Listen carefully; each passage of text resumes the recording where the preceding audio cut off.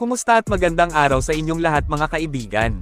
Ang tungkol kina Andrew Wiggins, Jimmy Butler at Golden State Warriors may center na yan ang ating pag-uusapan.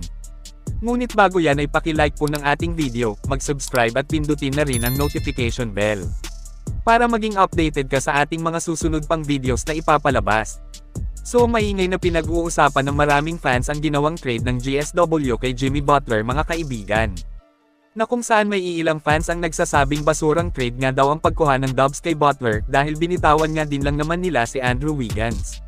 Na mas magaling pa nga daw ito kesa kay Jimmy, para sa akin hindi dapat na ikumpara ang dalawa kasi magkaiba ang playing style nila pareho. Marami ang hindi nakagets kung bakit ginawa ito ng Warriors front office. Una, talagang mas kailangan nga ni Curry ang kagaya ni Jimmy Butler kumpara kay Wiggins.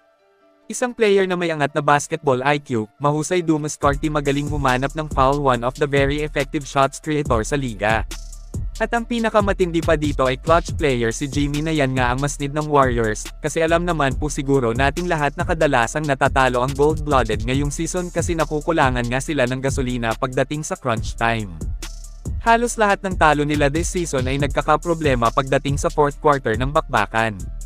Isa sa dahilan kaya kinuha nila ang kagaya ni Butler, yung mga nagsasabing basurang trade ang pagkuha ng Warriors kay Jimmy, siguro hindi lang nila naiintindihan ang basketball, na maging ang NBA legend na si Magic Johnson nga ay nagsasabing iba ang magiging lakas ng GSW dahil kay Butler. Isa sa kinakatakutan ng maraming team sa liga, player na kayang magbuhat ng isang kupunan. Bagay na bagay sa triangle offense na kadalasang gamit ng Warriors sa mga laban nila. Ngayon sa report mga kaibigan ay maglalaro na ito bukas kontra Chicago Bulls, isa sa inaabangan ng madaming fans ang unang laro ni Butler as part of the Golden State Warriors. Kayo mga kaibigan, ano sa tingin nyo, may magbabago ba sa GSW ngayong nasa kanila na si Jimmy Butler? Mag-comment lang. Yo, Dub Nation, Jimmy Butler here, just touched down, do this physical, super excited, ready to win, ready to work, ready to put on a show for y'all. Let's get it, championship coming soon.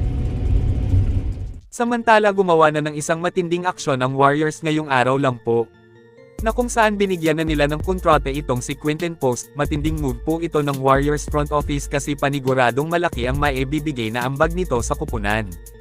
Ang kanyang playing style, lalong-lalo na sa matinik nitong tira sa 3-point area, ang isa sa maganda dito kay Post.